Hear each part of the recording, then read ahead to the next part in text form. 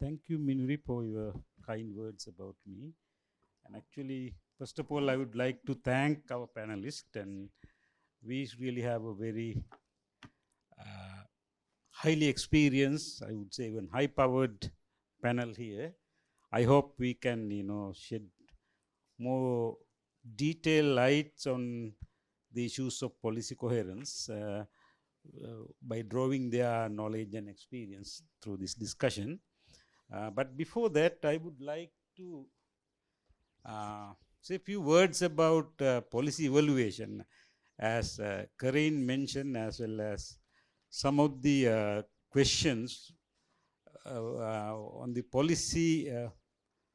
Not coherence, actually, the policy preparation, consultation process, and so on in Sri Lanka.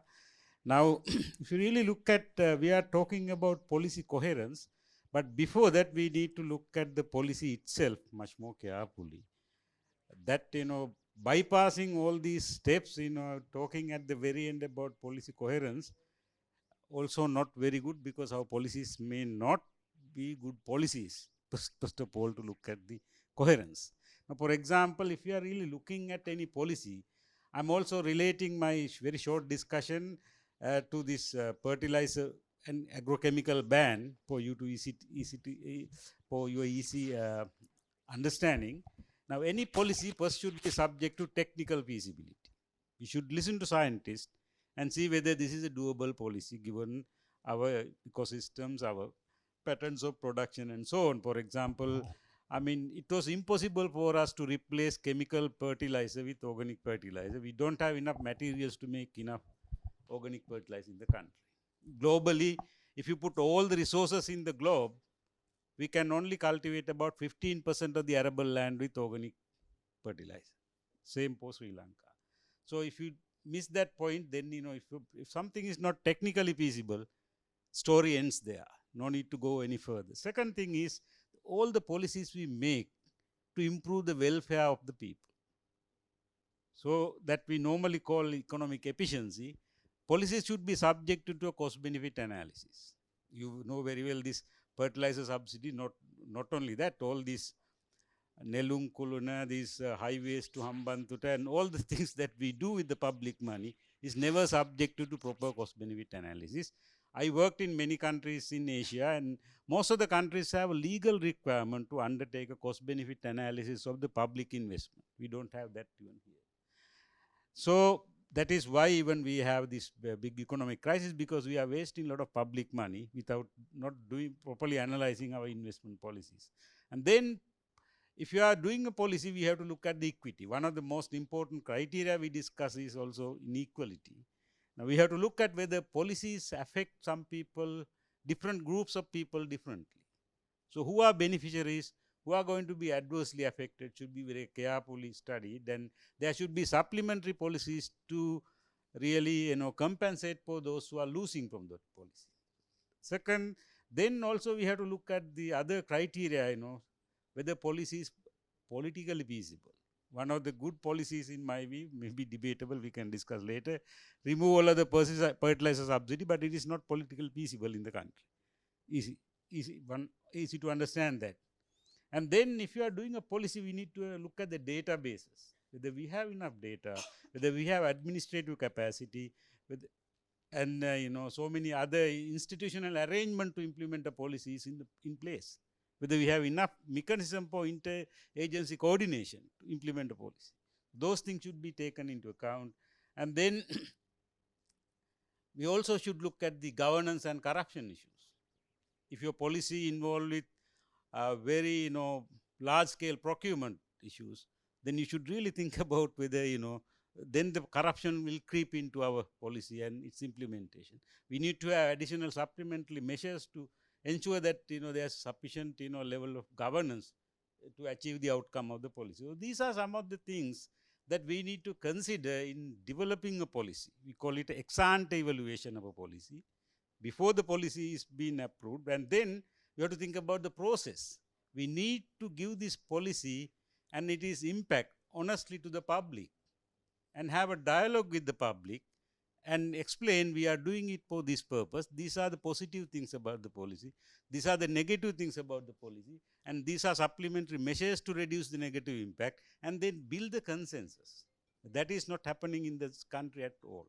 So only after doing all these things, we have to come to coherence. Whether our policy is interacting, how our policy is interacting with the other related policies. Now we are talking about mostly on coherence, but we should not forget the fundamentals. That's why I brought in these issues, that it's very important that not only we talk about coherence, we should also talk about the other basic aspect. We should never forget the basics in formulating a policy. So with that little few words, now we get back to the business of the day. Now, my question from Ms.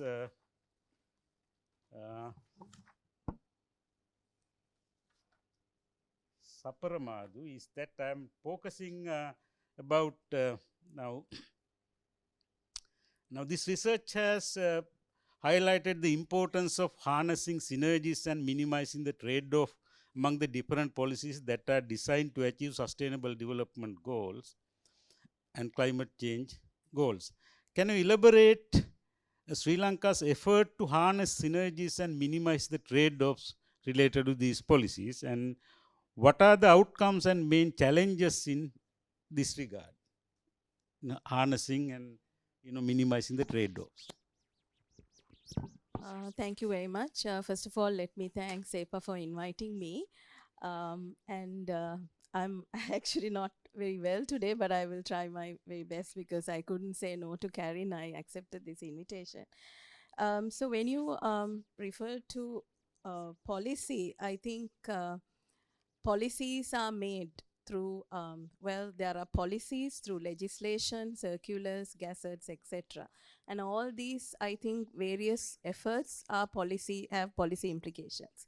And so I don't know which particular policy you are referring to, but we have a series of a number of policies that have been made.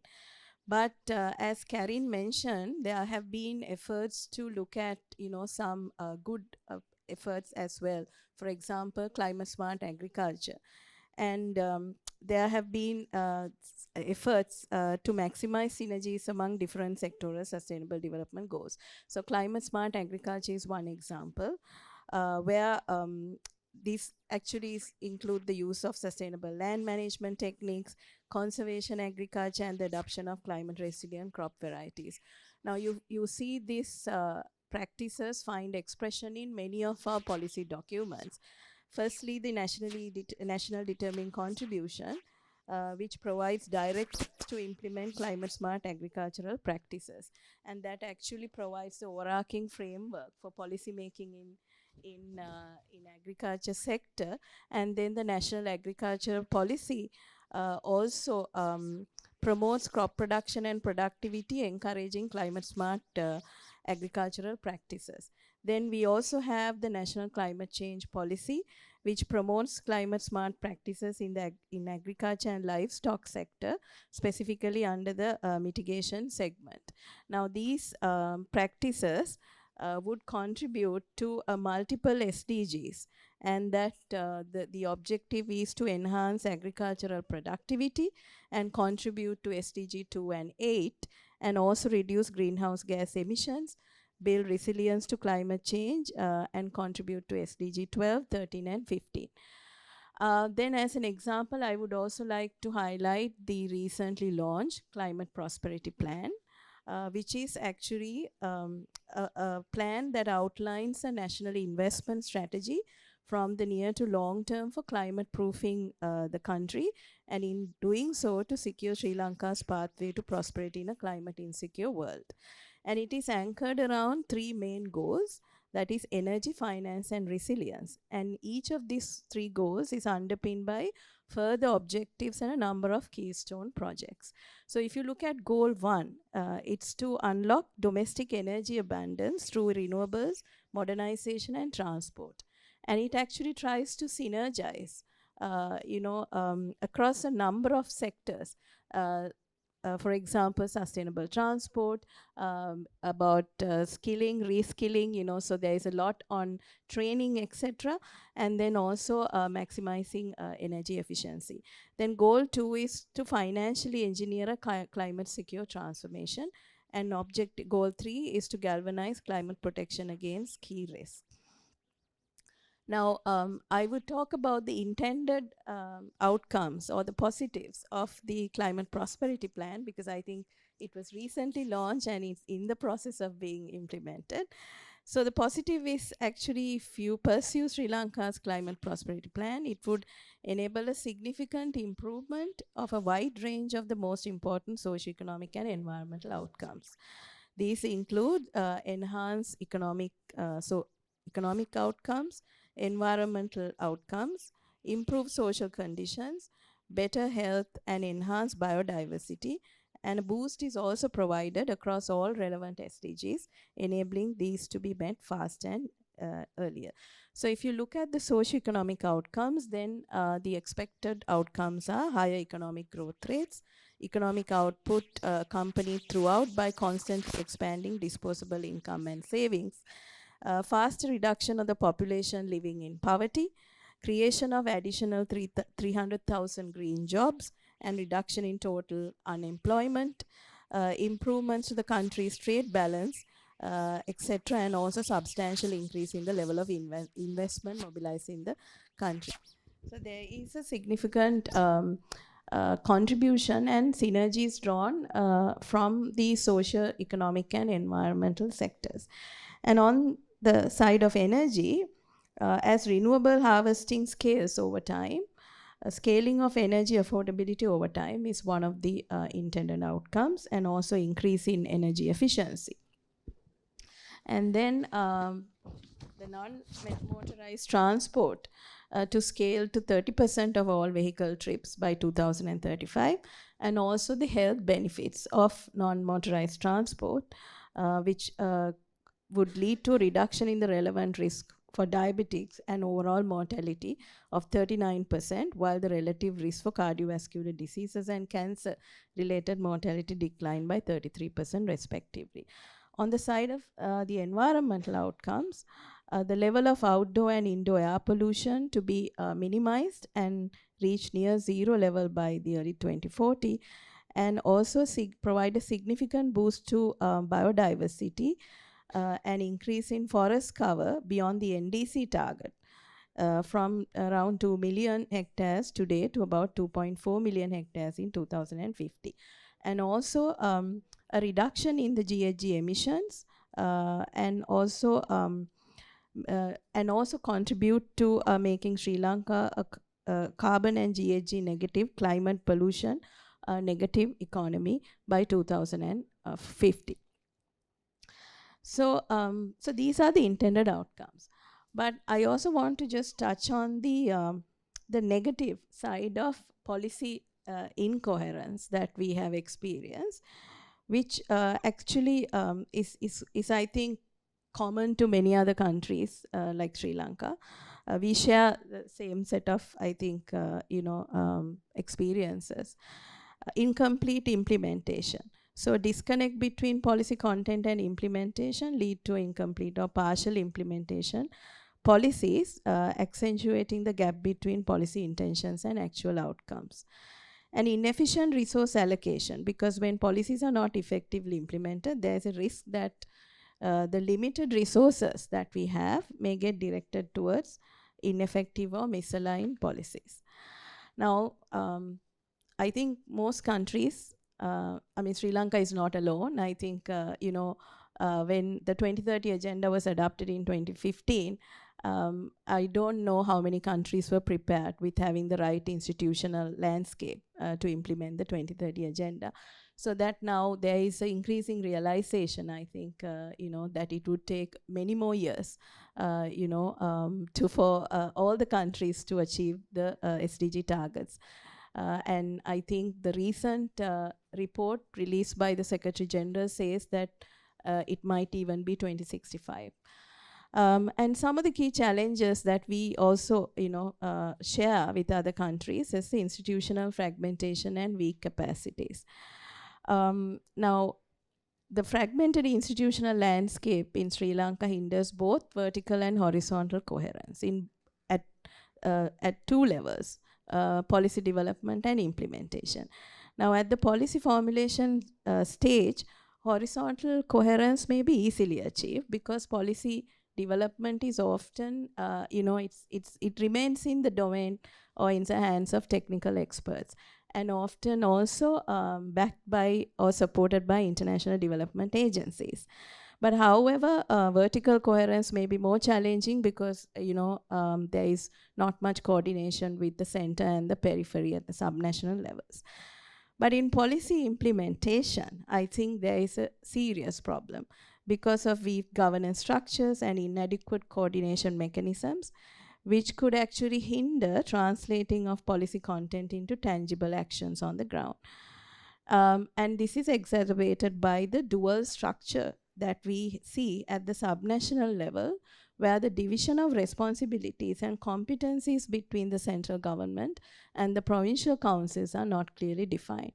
You see, there are these the national central list, the provincial list, and the concurrent list, and also the GA structures which implement part of the development programs, and also the provincial administration that implements another. So there is a serious problem in terms of coordination. And then, of course, working in silos and sectors, and across sectors and institutions. Now, this is another problem. For example, we have the Sustainable Development Council has mapped the current national policies that have been made across various sectors and agencies, and there are about 150 major policies that have been developed in the countries. These policies tend to address various issues and needs in different sectors, and not necessarily, and following a sectoral approach, and leading to duplication of efforts and a lot of policy inconsistencies. They rarely take into account the linkages to other relevant sectors.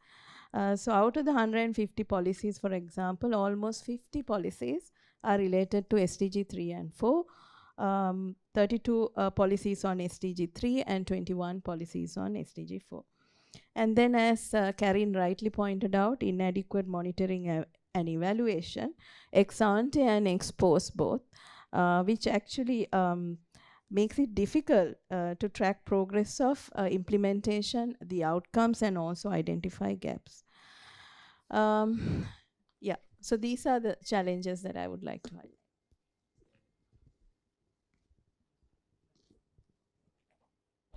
Hello. Okay. Thank you very much, Ms. Apramadu, for your very valuable insights. And I also I forgot to set the ground rules for this discussion. Sorry for that.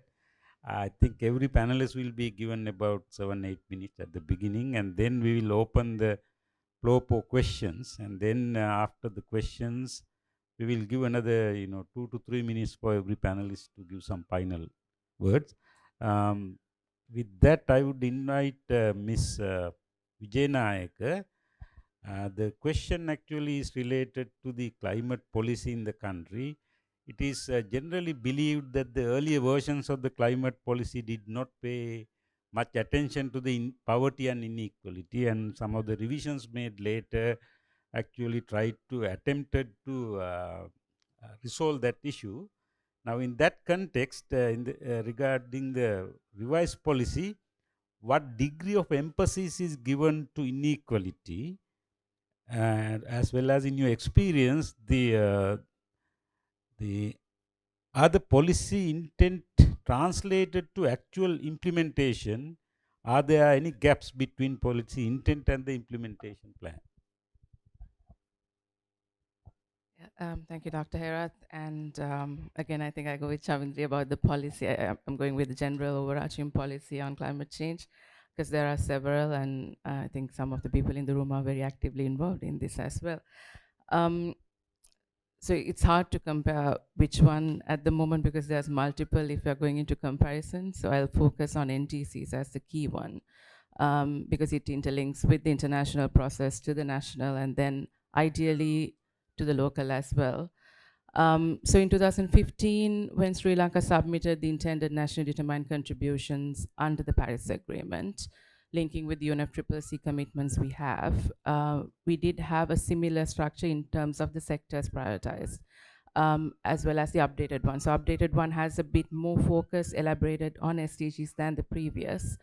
But in reality, whether this comes into implementation in more than 2015 version is something to be seen, given on how the implementation plans are going to be developed. And then again, what inequalities are we talking about? You highlighted poverty, but I think socioeconomic aspects were already highlighted through resilience building and the importance of long-term resilience building, which was there in the first version of NDCs, as well as the NAP as well. So we do have a lot of policies, we have a lot of words, a lot of theoretical aspects. I feel what is key is looking at how these policies come into being. I agree with Hemanta on the decision-making aspect, being participatory and inclusive, and not having things developed and people coming in at the 90% of it being finalized to provide input and endorsement happening. So I think that inclusive and participatory aspect, not referring to specific examples, but I think in general is key.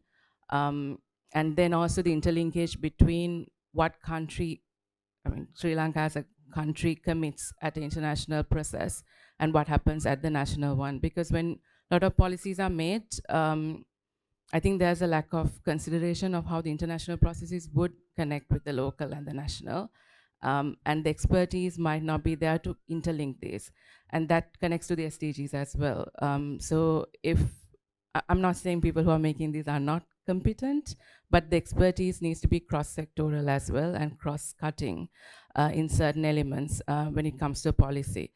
So right now we have multiple things that are being developed. We have almost last version of a climate change policy. I think the Climate Change Secretariat could speak more on it if anyone has questions. And there's also a Climate Change Act in progress. Again, where sustainable development is included in the drafts. The NDCs, the present version, has sustainable development referred to across all sectors and a specific chapter on SDGs and gender.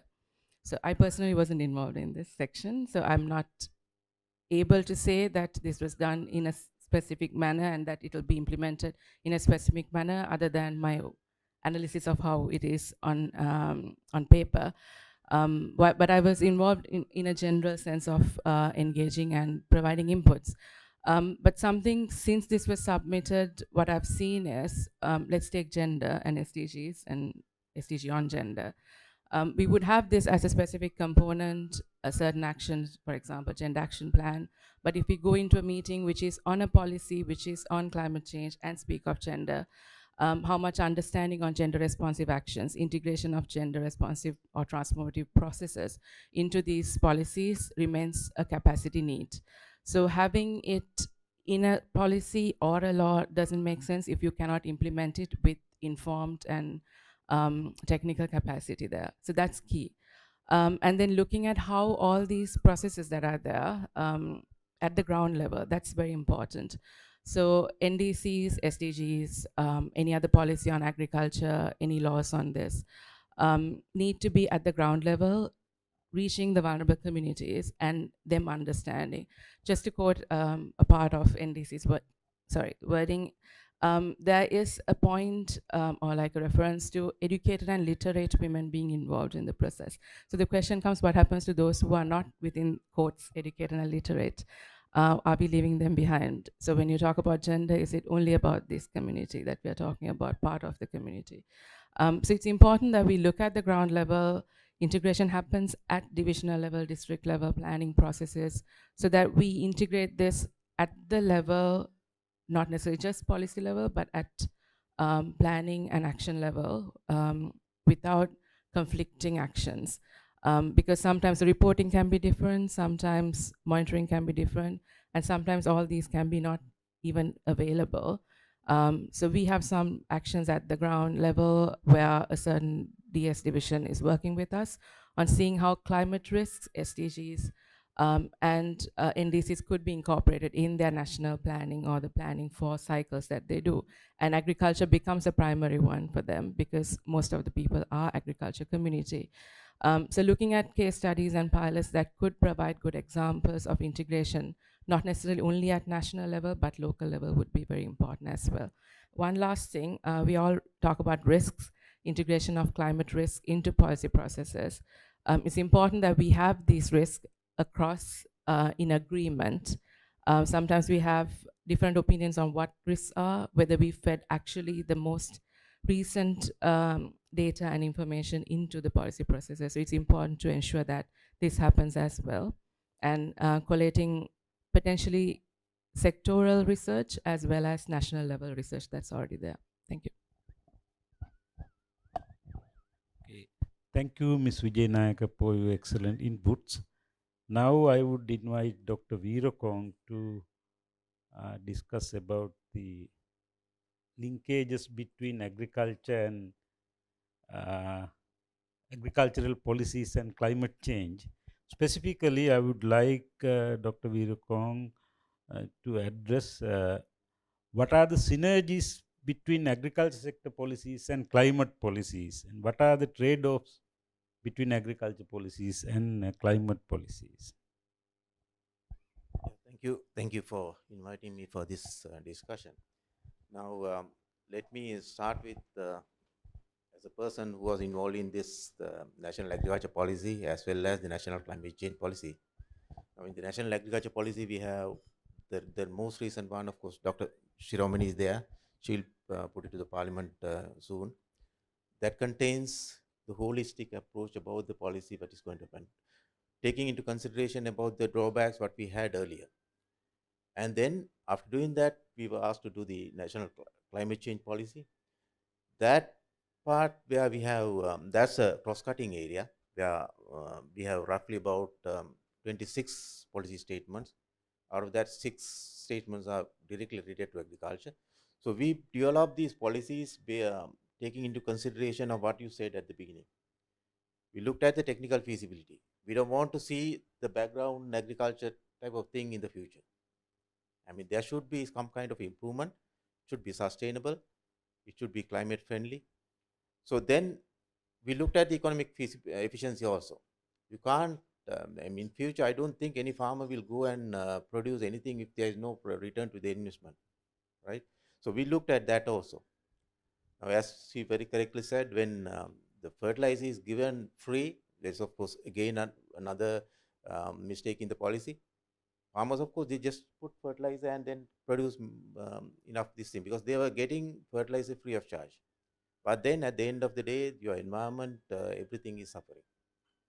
But then all of a sudden, then they change it to the organic policy without giving even a short period of time to change it. Then the production dropped, and of course, he explained what has happened. And now it has changed back. No more subsidies at all. So how can a farmer afford to do that type of thing in the future? I mean, going from 360 degrees turn in a policy is not going to help agriculture or even environment in the future. As the gentleman said, now these two policies, we went throughout the country with all the stakeholders, looked at it, and we even looked at the political feasibility also. Unfortunately, I may have to admit this, only 2 politicians out of 225 commented on that. So they were not worried about it, but still that's going on. So coming back to the synergies and of these two, as I told you, we were looking for increasing efficiency in this whole system, increasing production, but through increasing productivity, but by way of increasing input use efficiencies. Because in time to come, you can't just waste your money and waste your inputs and produce whatever you want, because that's not going to be a. So in and all these two policies, we looked at how this production process production increase without harming, without aiding any impact on climate change. So there we looked at when you do the climate change policy, we looked at the NDCs, the adaptation measures and mitigation measures, of course. Earlier, we were not worried about our mitigation things. We are not worried about the emissions of greenhouse gases. But now it's time for us to look at it. We looked at that also. So there, what we look in essence is increase the productivity from a unit land area with increased input use efficiencies. And of course, the we looked at the value chain and how farmers are getting profitable profits out of it. So that their science is going on. By way of doing that, you reduce the extent of land that is required for cultivation.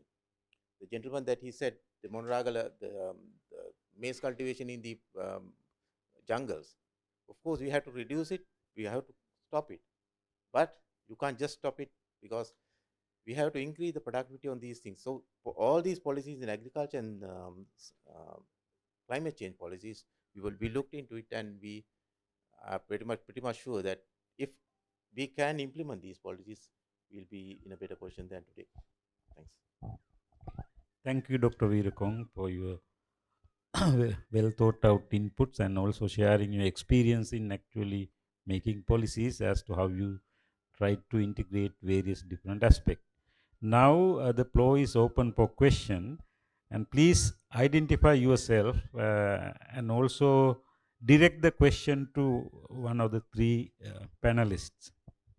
Initially, I will take three or four questions,